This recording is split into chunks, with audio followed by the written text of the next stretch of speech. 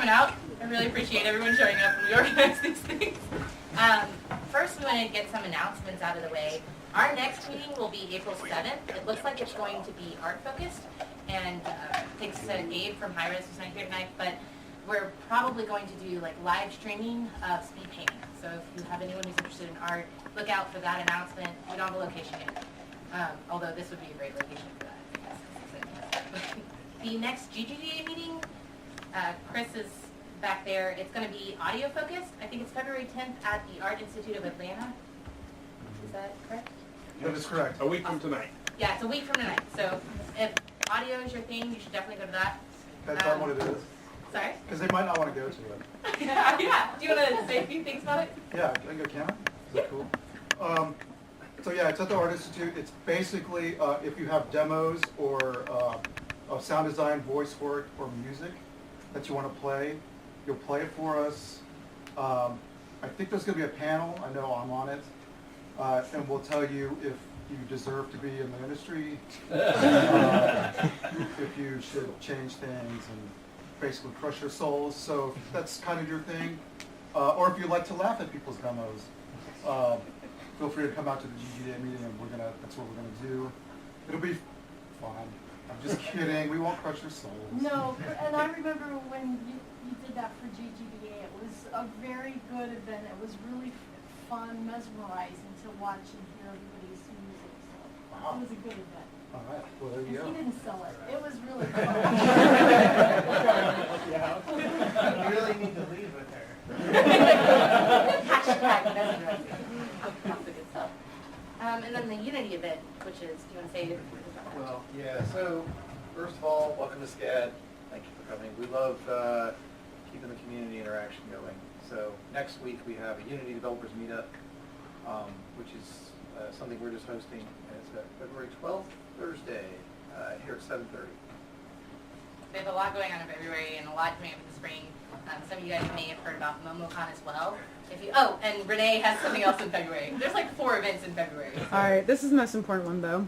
All right, so for advancement of women in gaming, so you can be part of any or no organization, you can be a man or a woman in gaming. We're going to have trivia on February 19th, 7 to 11, so you can drop in, leave, whatever. It'll be at Graveyard Tavern. It'll be really good. Alcohol and tacos and camaraderie and networking. So you all should come. We have a Facebook event. And I think I spammed GGDA and IGDA with it. So it'll be great. All of these events are kind of cross-promoted and shared between the 2 groups, so just find one of them and pick which one. Except for the Unity one, we should probably get that in there, so we'll do a shout-out for that in there as well. We totally need tacos and alcohol at the audio one too. Yeah, so when you're done getting your soul crushed, you can come to my event. And I also wanted to give a shout out to the 2 Global Game Jam teams that won. The Stork burnt down. I think Colton's here somewhere. Yay! His game is actually featured on Gizmodo, which is pretty in a bunch of other places. And then Team Kangaroo also won as well for Freaky Feudalism. So. Representation of Tony. So thank you guys again. This is, I think, the first time we've gotten kind of group up since Global Game Jam, and it was really great. Everyone kind of participating to help that move forward. One thing on that, if you guys are waiting for refunds or know somebody that's waiting on a refund, I am pounding Eventbrite. They want all kinds of stuff, but I think they're about to relent and release funds. We didn't have any of the login stuff. Don't do it yet, but my final thing is going to be, I sent them an email on waiting. I just said, if you need me to send all 250 people emails to you to confirm that I'm the event coordinator, I can do that. So I'm waiting for the, please don't spam me with that. We're gonna I have 3 GDC announcements, mostly because I won't see you guys till April again, so I'm going to get this out of the way. If you're going to GDC, the IGDA Main's networking event is on Tuesday night. I posted the Eventbrite in the IGDA Atlanta page, so it's free. Sign up, RSVP, and we'd love to see you there. We're also sending 2 sets of scholars. 4 of them are coming from Atlanta, which is amazing, and that's largely because of, I think, the promotion and just kind of the drive here. Renee happens to be one of our IGDA scholars. We're only sending 18 of those, and we're sending 30 Intel scholars. We actually have 3 women who are going as part of that. Gayla Malone, who's a SCAD student, Sarah Massady, never say her name right, I'm sorry. And Miranda Bradley. So congratulations to all of them. I want to introduce Deborah Thomas, who's one of our speakers. She is a fantastic game designer. She runs Silly Monkey, and her talk is on serious games design. She's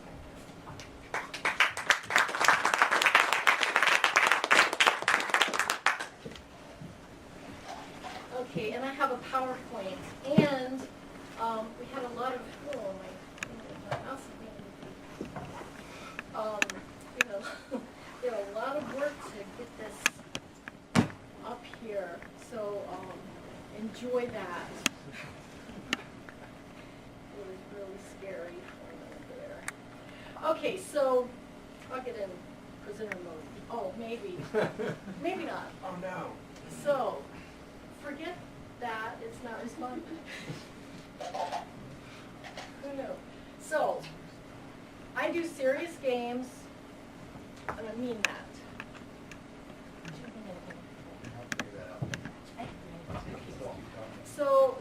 So I do serious games. I've had a little company going since 2006, and my background was training and education for the public system. But I started off also as a newspaper reporter. Cool, thank you. And at that time, I did a little bit of work for. Thank you, Molly. so sorry. Well, We're in a room full of It's really slow. The connection started doing some It's slow. a PowerPoint challenge. Yeah, so, well, cool. So, serious games, serious opportunities. So I love this quote. You've probably heard it. I know you're in the game arena, so it's, I think, just a fun thing to think about.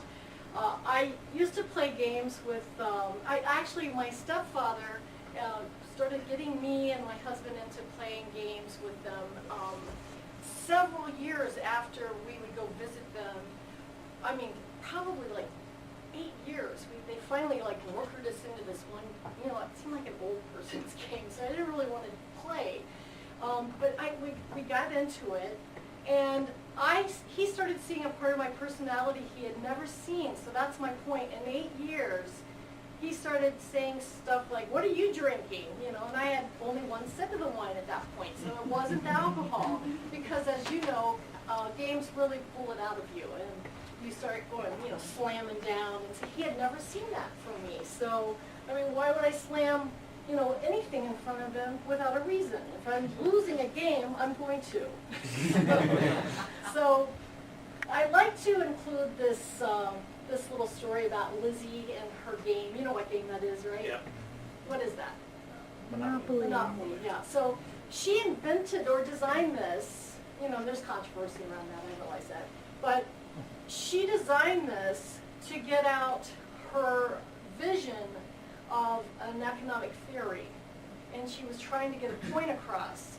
So, funny thing is, game designers don't really think that Monopoly is well designed, right? Well, that wasn't her point.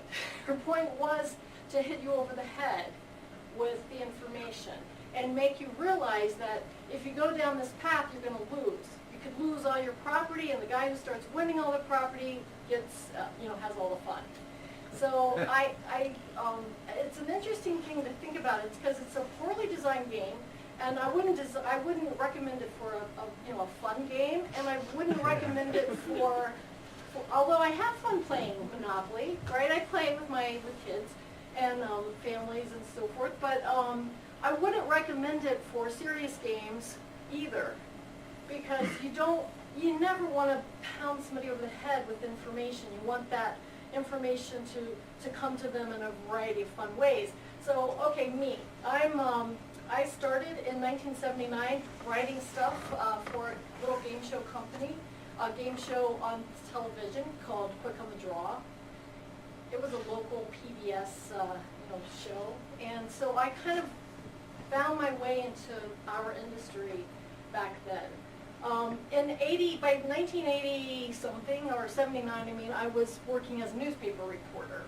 And I wandered into a game store looking for a feature article, and I found one of the stories I had to do on a regular basis was I had to cover the county health department. So I found the county health director's name and phone number on a bulletin board in a game store. And he was looking for people to play Avalon Hill games. You know what those are? Yeah, no? The book games, right? They came in books, right? Yeah, well, in the slipcase, right? Well, and they had the grid. In fact, there's a picture of one right over there. So it's the war games. There's lots of Avalon Hill games, but that's actually the game that I started playing with this guy. So back up, I called him when I got back to my office and I said, hey, mister, you have a lot of explaining to do. Your name is on a bulletin board in a game store. What is that about? So it turns out he loved playing Avalon Hill games and he was looking for a partner. This was a small town. It was for a big newspaper, but it was a small town. So I started playing those games with him.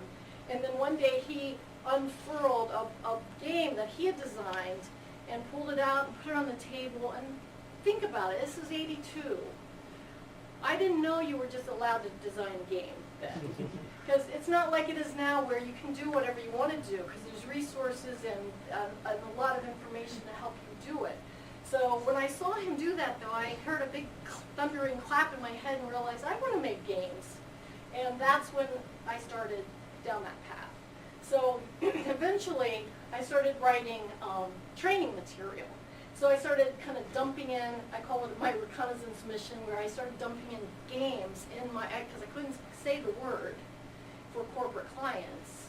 I kind of snuck it in, and I watched it work.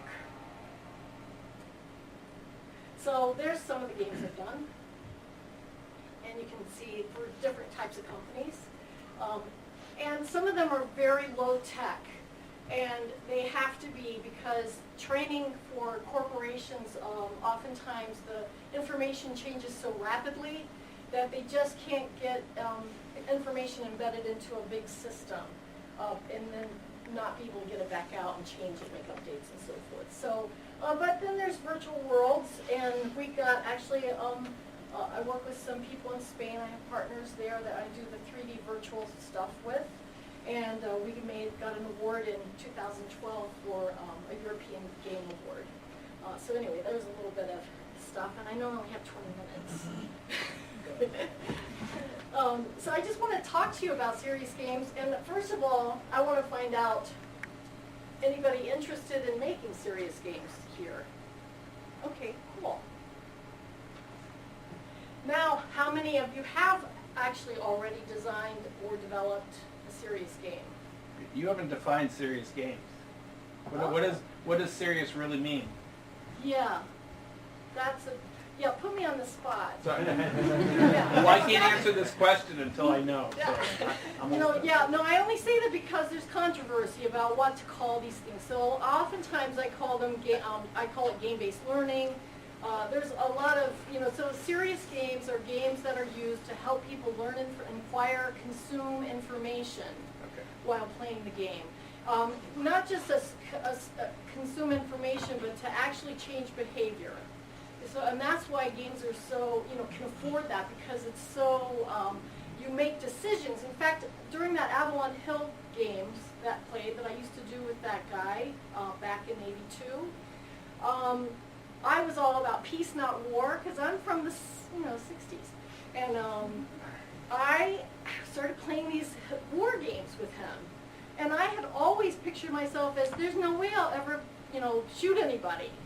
And all of a sudden, I found myself in the middle of the board with no sand dune to hide behind, and I was shooting like crazy.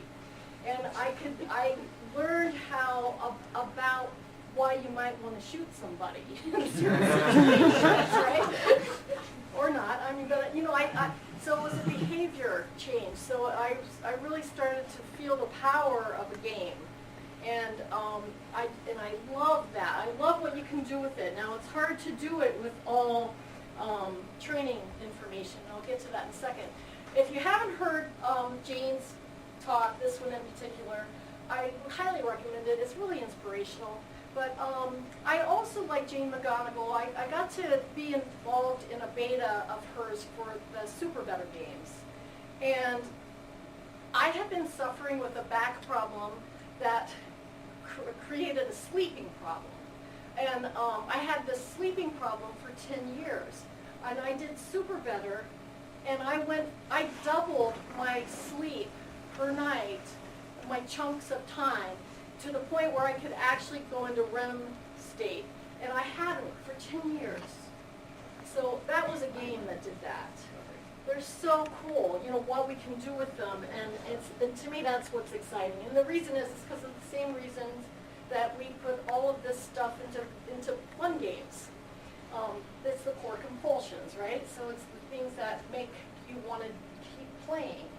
So collecting information or things, experimenting, completing things, performing, exploring, all those things should be in a serious game and make somebody want to go find more information. You know, I always love it when people say, well, they don't want to read, nobody wants to read, so you don't want to have all those words in the game. Well, actually, people love to read. I mean, I buy about, I don't know how many books every week, and I read them, right? Do you guys read?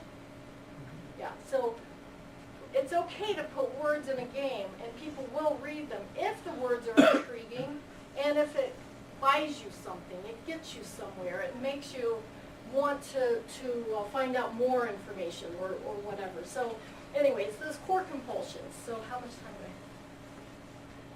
do You have 10, 15 minutes. Okay, so it's Yeah, really, so all those things that you learn and do for regular game design, you also really need to include in your serious games. And actually, maybe even, I think it's even more complex in some ways, because you have to make that intersection work where you have something fun, the game mechanic, intersect with the right information. So what we call in my industry the learning objective. So if you just add games, that's what they call gamification, right? If you just add a game on top of some information, that, I mean, so, you know, yeah, okay, now they can do that on their own. They have solitaire. They have the games on their phone. So they can go and take that side moment to go play a game. You don't need to just throw one into a course. But if you can connect it with the information, that is extremely hard to do. And that's why you have not seen a whole lot of really well-designed serious games yet. You've seen probably a lot of them that weren't so great. But there are some good ones out there. There's actually quite a few. But making that intersection work is really the hard part. So making somebody want to play and forget that they're learning is ultimate. And I'll stop at any time. I know I have questions at the end, but if you want to, this is a book I highly recommend. James Poggi is one of the leaders in the industry. And this, Mark Prinsky came up with this, and it's just a sheet that shows what kind of information might work well in with what type of game. So the whole point is making some sort of hook, so you help the learner remember. So it's not just so they have fun, it's so you can help them tie in to key bits of information and retain it. So give them a memory hook that will help them walk away from the class. So you think about my industry, it's corporate training I do mostly. They don't get to step away from their desk very often. So when they go to the classroom, they've actually been used to going for really, really boring classes. You've probably sat in some yourself, right? Sit in a class and it's just boring and lecture, but if you can help them remember what they've learned and get them back to their desk or their field office or whatever it is, and start actually applying the things they've learned, then that's you've done the world a service.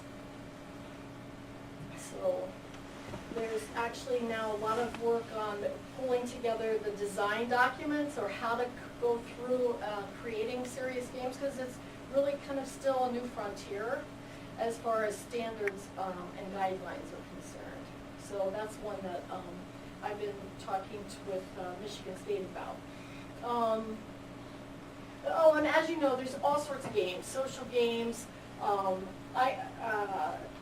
the news games to help people want to actually read the news. There's advertising games, of course, and thought I had the one here. Oh, for Google. Did anybody remember back when Google put a billboard up to look for an engineer? Did you hear about that story?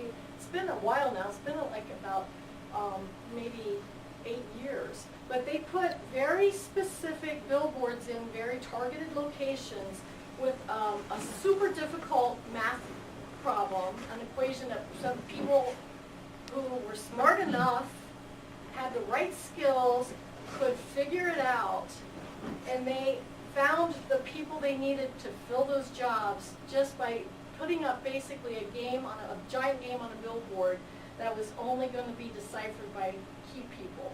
I just think that's one of the coolest stories. I love that. So recruiting games are huge now, and they're able to tell if you can, or if you're going to be a team player. You know, especially for like the L'Oreal games was for marketing, and they put people together and see how well they play together. And because sometimes it's more important to have a good team member. Other times, the role you're trying to fill is a real go-getter. So they can tell a lot by the way people play games. That's the L'Oreal stuff. Okay. So I love Remission, and one of the reasons I like them so much is because they're doing a lot of research. So one of the problems and one of the hurdles, I guess, that the serious games market has had is that there hasn't been a whole lot of research yet to show that it is having the impact it's supposed to have. So they're doing a lot of research to show what people are learning and changing in their behavior while playing games. So this game in particular is designed, have you heard of that one? Remission? Yeah. It's designed to help kids who have cancer to want to take their medicine. And they got a higher buy-in rate with those kids from playing the games because they felt like it was something kind of cool to do, and they learned why. So, there's lots and lots and lots and lots of games, and some of them are boring. I like IGDA. I like to use it with clients just because they kind of understand if it's a new client. That's one of the other hurdles that we have as serious games designers. We have to teach new people. It's almost like Groundhog Day every day because they have never heard of how to design a game. So they have huge expectations sometimes and a really small budget. So I have to bring them down and do some educating. But I try to send them off on other ways to find out the information. I was at first, for you to know. I had to spend a lot of time teaching people things before I'd ever get to the sales call, right, and actually make the sale. So I've learned from some of my past mistakes to not do that so much, and unless I can charge for it, and then instead send them off on their way. I sometimes just send them off with some links. It just depends. And I also do some instructor-led training. This is a game that I use with my SME. So a SME is a subject matter expert, and this is a game I designed that has the little red guy is the SME. He has to run around and capture the brains, and then he also has to go into his green cube and do his email, and then he also has to go pick up games that are sitting around or flip charts and different things, and he has to go up to the classroom and teach people because the SME is usually the busiest person at an office. They know everything about the current system. They're also picking up the brains so they can learn about the new system that the company is going to implement. So, but he has to run in there and eat his lunch and get his stamina and so forth. So I show this game to my new SMEs when I start working with the new one, and they're like, "Oh, that is me." So I get I hit two birds with one stone with this because they get to see the power of a game, and they, you know, in a 2D game, because, you know, some of them, they start thinking game, we want 3D, and then, you know, they can't afford that. So, so anyway, so that's kind of a fun way for me to introduce myself to my clients and help them understand. So anyway, this is also some more of the games that I've done over time. This one is the 3D virtual world that teaches people about safety. So you have to kind of walk your avatar in there, and then she just burnt herself. This guy now has to do things in the right order. So he has to, first of all, get the kid out of the way because he could cause more distraction. So with like Red Cross and some of these guidelines that you need to follow for safety, you don't want to make the situation worse than it already is. Well, a game can measure that in such a great way to help find out if you've done the right thing in the right time. Turn on the cold water or the hot water. There's dirty towels you can pick to help wrap up her arm and so forth. So this is the one that we won. It also had a lot of analytics involved that could help people guide their training, and so they would know what other courses to take. So that one was built with the Game original. So I'm about out of time. Yeah, well, we can do the questions. Okay. Yeah, so you obviously have a lot of experience. We wanted to open it up for questions, and we went through a lot of different slides there. So if there are any, she's shown you how big Serious Games is. I think a lot of people don't know a lot about the Serious Games market, how much opportunity there is there, what it's like to work with big corporate partners. Does anyone have any questions? Brittany. About what percentage of your time do you think you're spending like engaging these people and like exposing them to serious games? I'm assuming you do a lot of pitching, to Yeah, people, yeah, without that's them what- necessarily asking for you. You're trying to find a need or fill a need that they don't know they have. Right, yeah, I did a lot of that at the beginning. I would go on, calls, I would, I would go to networking sessions and pass out my card, and they liked my little monkey. And so it would, it was a great conversation starter, and they would say, oh, we need that at our company. And and then I would start down that path where I would have meetings to show them. I'd actually teach them sometimes for hours, like what's involved, why it should be involved, what do you have to think about, what's a design document, and all these things. And I stopped doing that because it's too much time, and I'm not making money off of that. So the good thing, I had to do that at the beginning though, because in 2006, people were still saying, wait, what, game in a corporate office? I don't think so. So it really behooved me to do that at that time. Well, now all the big players are involved. IBM has great games out. SAP, the most boring tool on the planet, has a game. So they're kind of doing it for me. And some of the conferences now, I might speak at a conference and do things that way. But if they start in like that, I'm good at finding out where they are on the spectrum and figure out whether I should go down that, because I'm just a boutique. I can't spend my time like that. Not very much time is spent that way these days. But I have, I get a lot of word of mouth, so I get clients that way. What are the biggest or most successful serious games that maybe we've heard of or not? Well, I think it depends. There's quite a bit. I actually had a slide that I hid because I knew I had too many slides.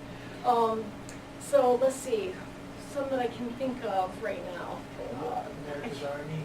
What's that? America's Army. Yeah. Hold it.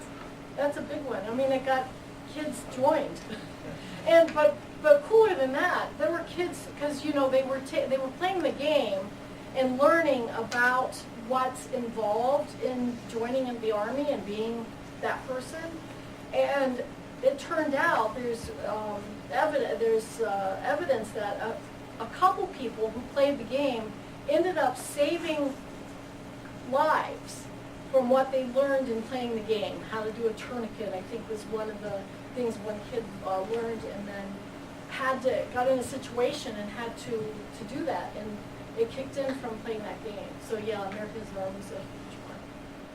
Sorry, I can't think of any others. Would Fold It be considered a serious game? Yes, very good. Even though you're not really learning? You're contributing, and I think people did learn from all of that as well, from just because they became interested. So yeah, good point. Does anyone know what Folded is? I mean, it's an amazing game. Folded, yeah, the protein folding game where the kids would work on big viruses that hadn't been solved yet. Right. And not necessarily viruses, but chemistry problems, basically. Chemistry problems, exactly. Can you speak briefly about ARGs? I know you kind of went over it a little Oh bit. yeah, so the alternate reality games or the augmented? Both, I guess. So alternate reality games can be very useful in a corporate setting because you can create this imaginary world, and it's also placed in the real world, which is perfect. So I've created them so that people go out and have to learn. They get to learn information about the industry. A lot of the games I create like that are to help my people, my industry. The corporate learner is not the corporate learning and development professional. That's what a lot of times what they're called. Is not very aware of how to design games. So I've created a couple ARGs to help them learn how to find information about the game-based world. And it's a great idea.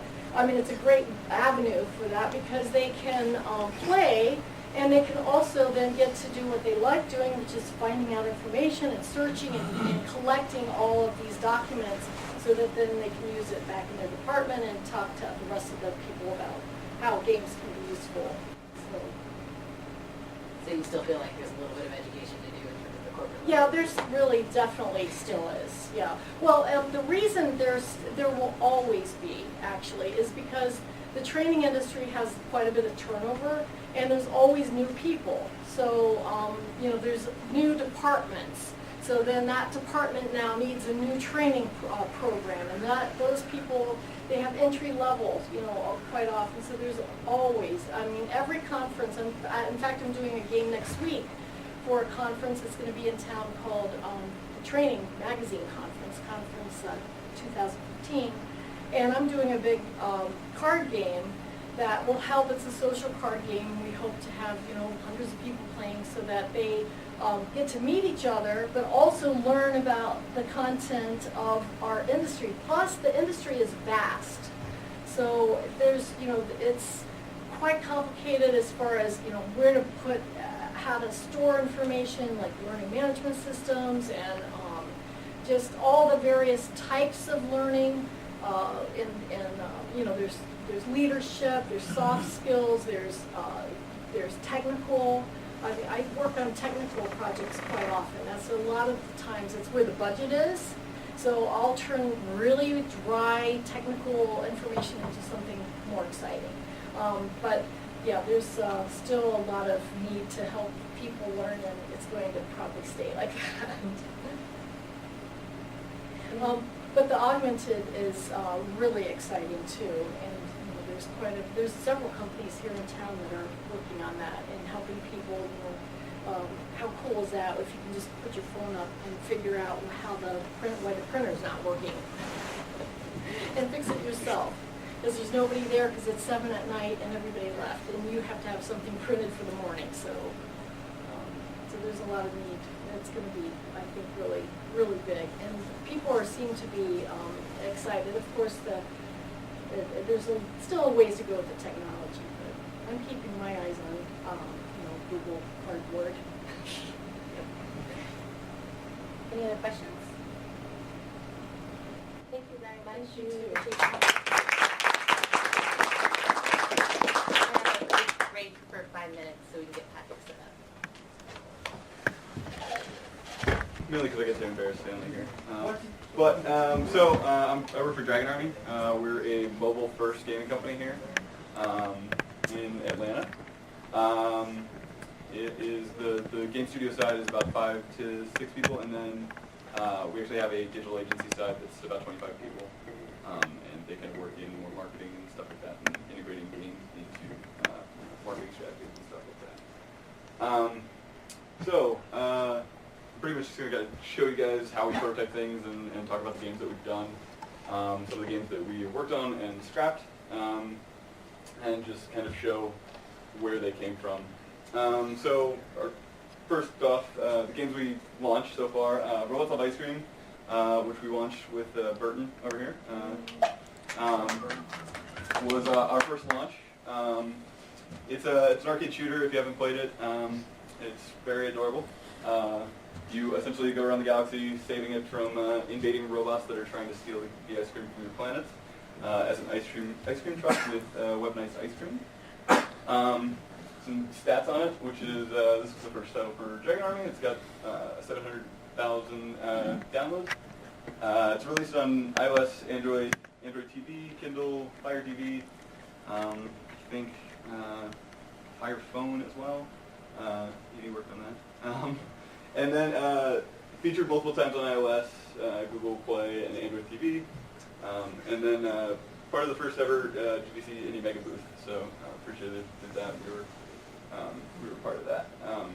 And I'm not going to talk about stats a whole lot. I really just wanted to bring this up because a lot of times when I tell people I'm in mobile games and they're outside of this room, which is a lot of the times here in Georgia, it's a very small industry, they always ask me, is it like Angry Birds? And I say, no, it's better than Angry Birds.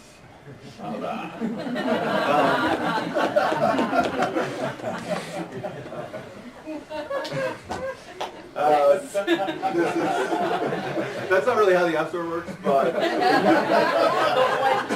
we were above them for a while, and it felt damn good. So our second game was actually Paper Trail, which kind of surprised a lot of people. This game is very, very small. We developed it in like a month, and really this is kind of where I started talking about how we prototype things. Paper Trail is a good example of how we prototype not only the games we make, but the tools that we're building for our games. We built an animation tool out to work with our system, and this was kind of a first run, so it wasn't in our bigger games. It was kind of we could test it, see what was happening with it, and make sure everything was working for our bigger projects. There's also a lot of back-end stuff that we're prototyping with this one, but this one was it's a lot of fun. It kind of came out around the same time as Flappy Bird, so it was the whole all the craze was incredibly hard games, and we in one of our little prototyping game jams we came up with this, and we all really just enjoyed playing around in it, and decided to spend a month and do it. It's pretty much Snake with endless levels. So you start at the bottom. There's these little gems, which you can kind of see one right here. You pick them up, and they're points, and you get to the end here, and then reloads a brand new level, and you just keep trying to go. The highest we ever got in the office was like, I think 150, which we thought we were amazing, and then we launched it, and somebody got like 600, which is like hours of playing, which is insane, and great. So then, moving on to our most recent game, we actually just finished this up. Just got approved for the App Store, so it should be launching soon. This is Defend the Dam. And it's a tower defense game, and kind of what I want to talk about is how we kind of came up with these concepts and how we prototyped it and got to where we're at with this. So this, we really want to do tower defense games. They're doing well on mobile. We really, really love things like not Clash of Clans, but Kingdom Rush. Kingdom Rush is really, really big inspiration for us, but if you play Kingdom Rush, it doesn't really work that well on the phone. It actually sucks on the phone. Strategy games are all about knowing where everything is at any one time. Kingdom Rush has this giant sprawling map that you've got to move around, and you lose track of what towers you've got where and what enemies are coming from where. So we looked at what tower defense games were doing well on mobile, or I'm sorry, on handheld phones, and we kind of came up with Plants vs. Zombies, obviously, doing very, very, very well. But it's not really a strategy game. It's kind of just this little toy. That's not fair. it is a strategy game. It's just not a very deep strategy game. There's not a lot of challenge until you've gotten like hours and hours and hours into Plants vs. Zombies 2, and then it gets really good. But the bulk of the game was kind of catered towards kids, and we wanted to do something with a little more depth. So we kind of took the lanes from Plants vs. Zombies and the action from King Rush. In this, you build up your towers right down here, and then they're sitting on this lovely track here, and you kind of rotate them around. So they're always in the same position, but you kind of rotate your weapons to deal with different situations. And you've got different bad guys that come down. Some of them are armored, some of them are ranged, some of them are just mice. And so the first prototype actually looked like this, which is, you know, fun and pretty-ish, kind of. As you can see, kind of the bulk of the game ended up staying the same in terms of the format and the lanes and how the weapons and the track work. But things that kind of went away were each little turret slot that you could build on had its own health bar, and when that got destroyed, you couldn't build on there, which was just this endless negative feedback loop. When you sucked, you really started to suck, and then you just couldn't come back. You know, it was awful. So we spent a lot of time just kind of with this. I mean, it is this kind of action-y game, and really the biggest part about this was really nailing the feel of the gameplay and how well the turret rotated around. And while this was the initial concept and eventually the end concept, we did want to explore every single thing we could do with this. So this track has changed. I think we built out like 8 different tracks and how this works, which was, you know, at one point you could have 5 guns on the back, and I think 8 guns on the front, and you could flip them in and out and kind of change the arrangement out. Ended up feeling like a slide puzzle, and it didn't really, you spent all your time down there and not enough time focusing on the top there. So we ended up sticking with the original idea, which was the track rotating around, but with fewer slots. It ended up becoming way too much advantage. And so then, about halfway through this, and this is kind of where Paper Trail comes back into it, we decided to do a game jam, because we worked on Defend the Dam for about a year, and a lot of that was building up tools. We're a year old now, and so we were building up our tools and what our pipeline was going to be like. And so we said, all right, well, let's take a break from this and try to do something fun for just, you know, 2 weeks and see what we can do. And so this is kind of where we do things a little different. We let the artists kind of run and do their own thing.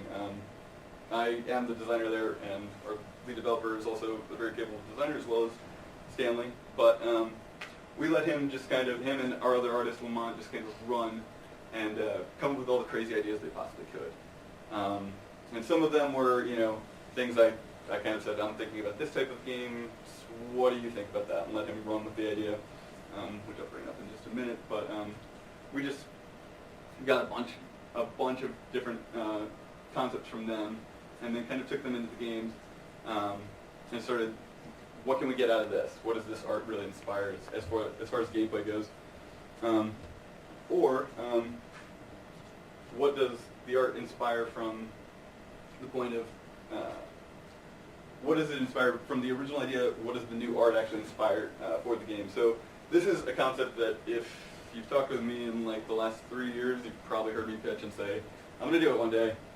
I'm sure we all got games like that. I've been telling Burton about this since he first knew me. I have a fascination with blacksmithing, and I really, really want to do a blacksmith game.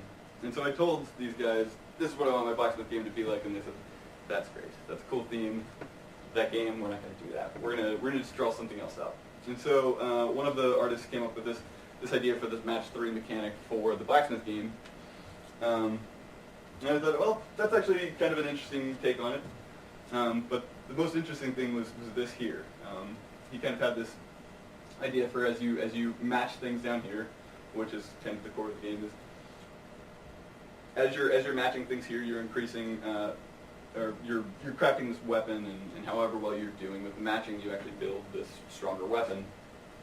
And so as you match, this progress bar kind of fills up. And I thought, well, it's actually really cool, but I don't really like how it marks progress. I kind of think, you've got this cool coal thing here. What can we do with that? And so we actually did it and actually prototyped this one up.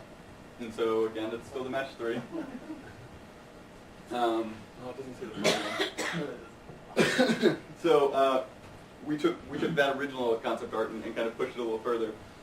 And so here you still got your coal and your diamonds and your different metals, and it correlates to, as you match these diamonds, it increases, whatever this is, it'll go from crude to pristine.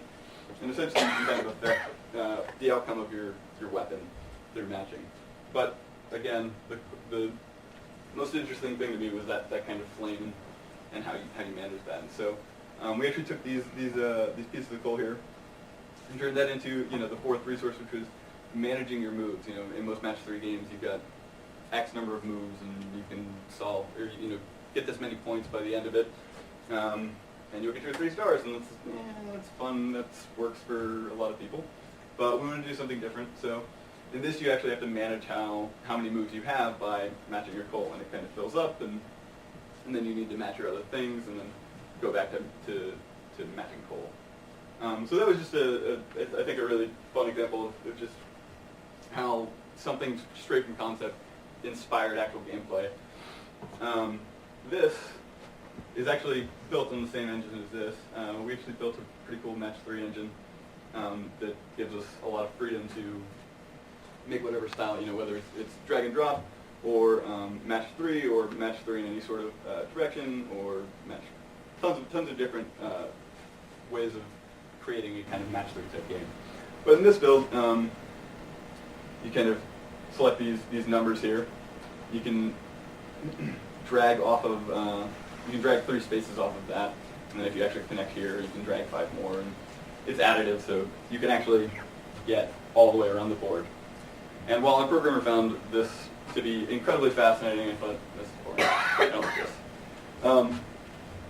But we still worked within it and said, what can we do with it? Because there was something really fascinating about it. And so we had Stanley kind of take his crack at it. He kind of did this quick mock-up of this crazy car chase, trying to run away with this stolen art piece and throwing things out the back of this bus by matching things down here. And then he had this, again, I guess I have a fascination with cars. But he had this bar out here, and I was like, Stanley, what is that? And he goes, I don't know. I was like, well, why'd you put it there? And he was like, I don't know, it looked good. And I was like, all right, well, that's fair. So I said, all right, well, what can we do with that bar? Because this is giving me some sort of goal, but I don't know what it does, really. And this is still kind of interesting. So we took another crack at it, and this was called Highway Heist. And so then somehow, which I will say this right now, I have a rule in the office that we will never do a zombie game, ever, ever, ever. I am so sick of zombies. I never want to do a zombie game. And yet, somehow I agreed to do a zombie game when I said, hey, you know what this should be? A zombie game. It was a very depressing moment in my life. But in this, we kind of came up with this almost roguelike exploring this map concept, right? So you've got this it's a very abstract map of the city, and you've got your runner up here, and for every space you're now dragging the number, it takes you a little further on the map, and you're trying to get to the exit. And as you kind of clear these spaces out, more things drop in. And so now, as pizza gives you health, guns give you ammo, and then zombies bring zombies, and you have to deal with them. So now it's this kind of cool, you're alternating between managing your ammo, managing your health, and managing how many zombies you've got on the board. So now there's a little bit of sense of purpose on the board if you built the game. We showed it to a ton of people, we put it in people's hands, and people would literally play it for 30 minutes, which was impressive. They loved moving around this board, but when I asked them what they were doing, they were like, I don't know. I have no idea what any of this does. And so, so I said, all right, well, that's not good. That's not going to make a great game. So we sat there for a while, Stanley, Will, and I, and we debated and we debated and we debated and tried to come up with all these different things to fix this game. And finally we said, you know what? Don't let the art tie us down. And we completely changed the game. We scrapped everything on that because it just wasn't working with that art, and we let the art kind of guide that, and then the design kind of meld with it, and we got something interesting, but it wasn't hitting what we wanted. And so we kept the same mechanic, which is you're dragging these things, but now the objective is to fill up the board. And well, let's go to the prettier one. Again, this is just prototype art. This is art that we carried over from Paper Trail. But in this, we kind of got this thing where you're trying to fill up this entire board by dragging these numbers out. And I actually took this screenshot a couple hours before this, and I still can't figure this one out. In this, and so then we gave it to those same playtesters, and my girlfriend will not put this game down. She actually doesn't. I want to change it. I want to keep tweaking it because it's still not done, right? We're still trying to make it better. Always, but with this, it's just we've kind of hit that sweet spot of people are really engaged with what this is, which is just kind of solving this little problem. And when you finish that, you solve another one. And so we're kind of, experimenting with what we can do, but my girlfriend will not let me change it. Will not let me put a new build on her phone because she doesn't want to get rid of this one. And so yeah, a lot of that is just how we kind of work. We kind of let art inspire design. We let programming. I fight programming a lot, but I let programming inspire design, and then I also paper prototype at the office as well, which is we don't really attack prototyping in one specific way. We do what's right for the job. And so yeah, that's kind of what we're doing. Okay, questions? Or you can clap first. There's lots of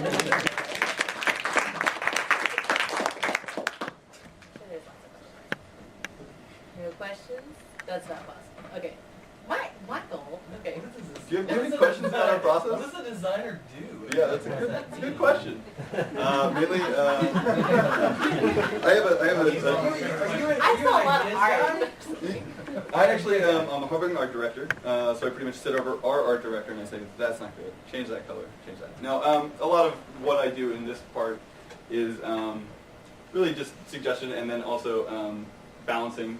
For something like this, it was changing a lot of the, how often zombies are coming and stuff like that, but yeah, pretty much a lot of balance, sitting in Excel sheets and balancing all the numbers, and then when it comes to something like Defend the Dam, building all the content, writing all the text. So I was going to ask about the prototyping, which I'm glad you showed that last slide. That nose. Big nose. Nobody should put that big nose up on this big screen. How much time do you spend with paper before you go digital, and then how long would you say a digital prototype is before you say scrap it or let's go? With this one, this is actually very, very new. We just started doing this one, and this is still in the very early phases. I'm going to stick with paper prototyping for a while because I'm not a programmer, and it gives me more freedom. But and this is, if you can't tell, it's like a tactics-based game, so it just works very well for something like paper prototyping. But for this, it's really. So like your digital prototypes, do they? How long before? You mentioned that one game in development was like a year, but you just work on some of those iterations of those games, and you say, nah, let's go to the next one. How much time is that? So that's actually pretty quick. That's kind of the benefit of our tool set, and we use Unity. We use something called Feudal, which is kind of a flash on top of Unity. The guy who made TrainYard, it's his tool set. And it allows us to just build games really, really quick. So, honestly, Defend the Dam in that original state was myself and our lead developer kind of said, this is what we want, and then I came back 3 days later and he had it built out, and it was like, oh, okay, cool. So we actually moved really, really quick. Most of those prototypes were done in, this was done in a week. This was Edie. This was done in a day, and then these are actually done fairly quick as well because we built in part of the tool set we built for Paper Trail was something to allow Stanley to iterate really, really quickly on art. So it's pretty fast, and it allows us to iterate very, very quickly, which is, I mean, I think super, super important for something like this, right? And I think that this is kind of the perfect example of just, we kind of built out this whole like other system for the game, and it was like, that's just not working, and so we just got rid of it, and it wasn't a bad thing, because it wasn't too much waste of time. So this one, I mean, this one is going to be much deeper, so it's probably going to be a paper prototyping for like another month, so before we move anything digital. Joe? Yeah, I'm going to play devil's advocate a little bit. So I see this as a little derivative. You showed a lot of match 3 stuff that ended up evolving into what looks like a modified flow. Are you familiar with the game Flow? Right, yeah. So and these are very different. This and then the next one is very different, yeah. But yes, it is very similar to Flow. right, the one at the end, Mhm. and your first thing with all the first the jeweled stuff or match 3 was pretty much sort of like Puzzle Quest, right? They're one of the first ones that sort of matched it with an RPG. Right. So the question I'm getting to, by the way, is do you worry about Creating something that somebody else has already made. more original or whatever, Yeah, or the fight there versus commercial? With this one, not so much, because this is a very, very small part of what Mhm. the actual game is, right? The meta kind of makes up a lot of this game. With the Paper Trace one, not really. You know, we actually really enjoy this, and there is very similar to Flow. I think that Flow kind of it doesn't. I don't want to talk bad about it. It's not limitations. You have limitations. Right, yeah, it's just, I mean, it is very similar, but I would say that, you know, as a game designer, any slight change to, you know, any subset of rules is going to change it drastically, right? You're always going to get a different game when you're layering on systems. I mean, you could argue Clash of Clans and Boom Beach and Game of War and all of that is a clone of itself, and they are, right? There is a lot of similarity in there, but they all have different systems that are in there that slightly change up the game, right? That's why you've got 9 million people playing that instead of everybody just playing Clash of Clans, right? So, Sure. So, you know, I get what you're saying.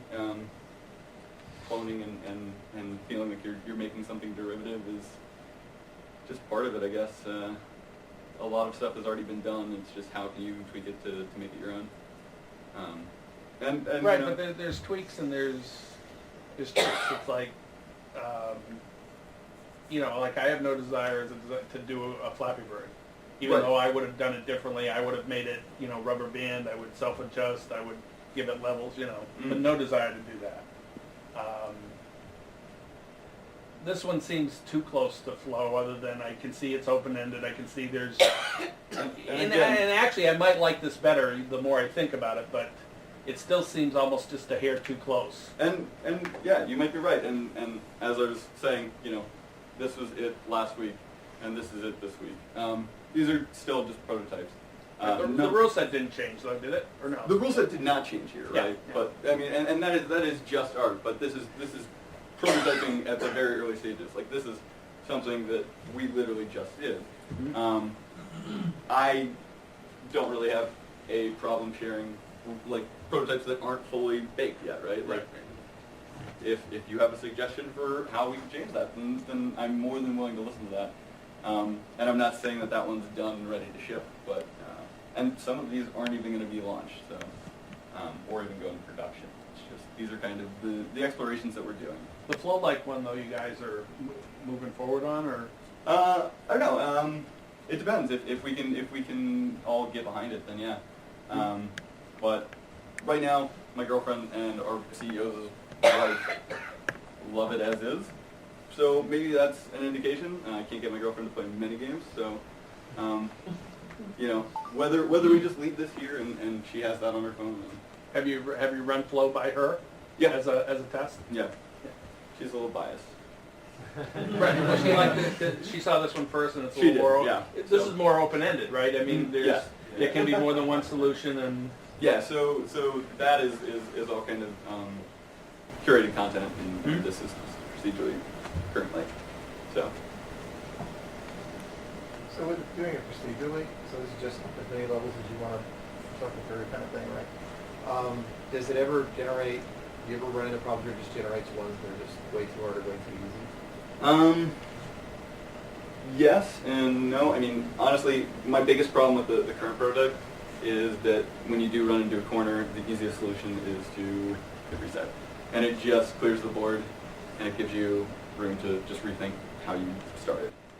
And that ends up being the best solution. That's not my favorite solution to it right now. So that's kind of something that I'm working on right now and trying to figure out how we fix that. can you do partial moves with that, or do you have to commit to a full move each time? Sorry.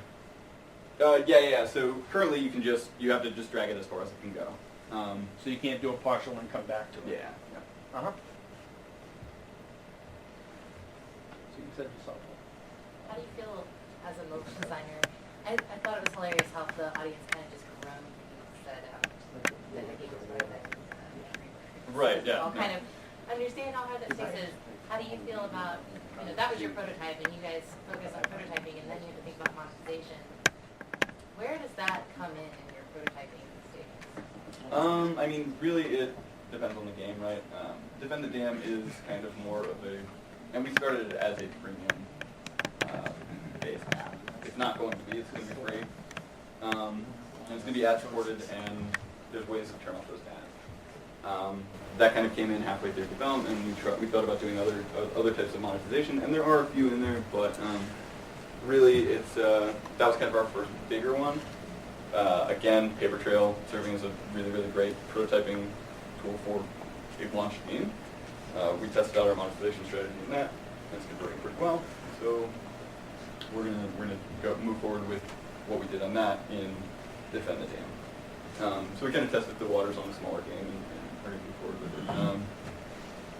The next game, it might be more IAPs if the game calls for it, but we'll leave that to the execs and make sure that they're not making it super crazy in terms of IAPs and stuff like that. But and still keeping the integrity of the game and making sure that it's not paywalls everywhere. But sometimes that's the design calls for, right?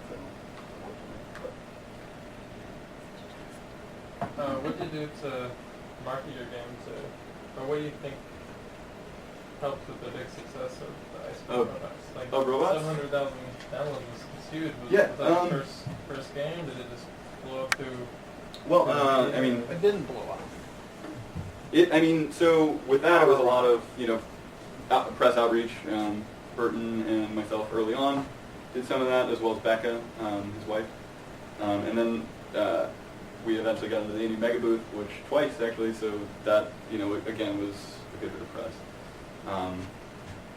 Really just making people aware of your game as you develop it and trying to. How far ahead of time do you think you started reaching out to people? Do you want to answer that one? 6 months through We started with a Kickstarter. It was got coverage on like most of the major text and gaming sites. What was the conversion rate, though, of actually paying customers? On robots? Yeah. I can't really talk about that, but You can't even give us an estimate? Because, I mean, it makes a difference. it 700,000, is it doing better? Which one's doing better, Paper Trail or that one? I can't talk about monetization stuff. Yeah, see, nobody gives the numbers. Everybody hears 700, and, it's... That's the Apple rules, right? it's just business. Sorry, Joe. Yeah, I'm just saying, but you can do the math. I mean, what were you selling it for? What did robots sell that people bought it? $3.99. $3.99. So if 1 in 4 bought it, that's $1, and you get 30 cents of that. You do the math. I can't. No, but you do the. It's. I understand, Joe. What I'm saying is you do the math. I'm trying to get people to do the math. That's all.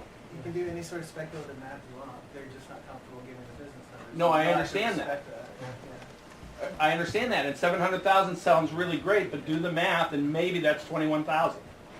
Well, Maybe. Most people, I think we'll just. like, get like $1,000. What? Does anybody else have another question?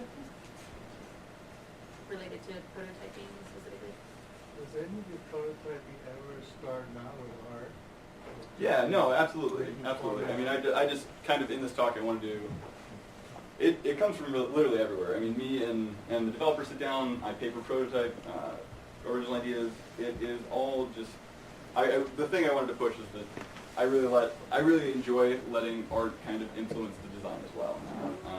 You know, when I work more with music, I actually like doing that as well, like listening to music and thinking, what kind of mechanics speak me through this game or through this music.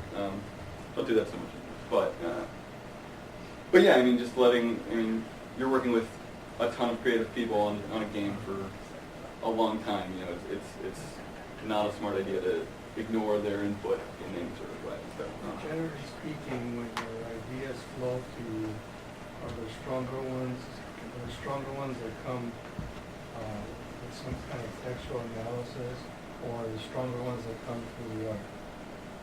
What would you say? I mean, again, you know, it depends on the game. I think that Defend the Dam was a purely mechanical, what do we think is going to work for this one, and then the art came, right? And a lot of that was thinking, what is doing well in this market, what do we like from different games, and what do we want to kind of like emulate, and then plus one, right? So I think Defend the Dam ended up being more than a +1 game, but that's kind of where it started. And it started mechanically, and then, you know, the blacksmith game as well started from, it's more of the meta game that I didn't really show, but that's kind of where the core idea came from. And I told Stanley about it, and I told Lamont, our other artist, and they kind of came up with concepts, and it influenced the game. That's a lot. We'll take two more Oh, questions. go ahead. I was curious with these prototypes, like the zombie prototype that you put up there. You said one of the problems that you came across with users is that they would play it for 30 minutes and be like, well, I don't know what I'm actually doing, but it seems to be working. And part of it is setting that up, right? Like, obviously, the onboarding and how you tutorialize it. Yeah, that was what I was going to ask. Typically, If you're doing something that's prototypal, how do you essentially teach the player, or right. do you want to actually capture that, And or a lot they of kind that of is discover how to play? I mean, some of that is knowing who your player is, right? Like, first people are always the first people always kind of want to play your games or your friends, because you know that they kind of can understand, well, they get the games usually. And then sometimes it's just trying to put it in somebody's paper trail, and paper trays we just put in people's hands as a go, because we want it to be this intuitive thing that you kind of just figure out. And obviously we're going to tutorialize it in some way, but if they can't intuitively get that right off the bat, then we need to rethink some of how we're handling that. With the zombie game, I think that there was just too much going on, and your kind of focus is kind of scattered around the screen in a bunch of different ways.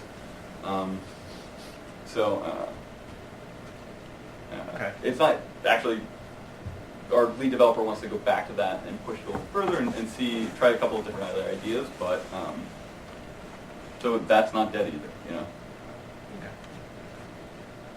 Great.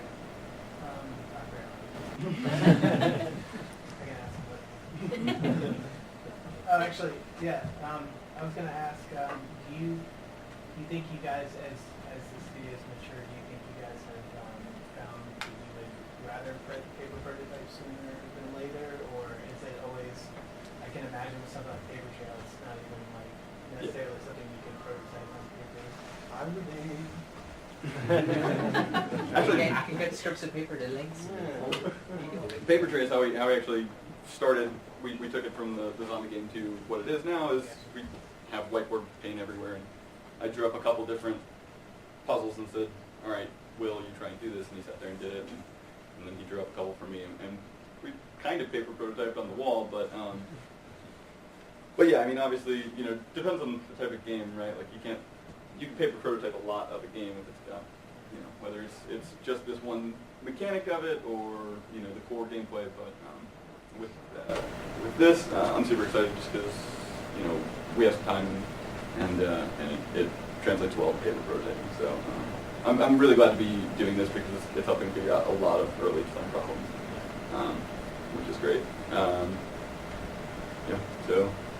Yeah, I just had just to share a personal story. I've kind of fallen in love with paper prototyping. I didn't use it. I've never really used it heavily, but I just had something where it saved us like a weekend where I just like sat down in front of and said, okay, all I can do is poke holes in this. And I have this prototype we use for mess with it, and we shut up for like 5 minutes, and they're like, yeah, we need to scrap this.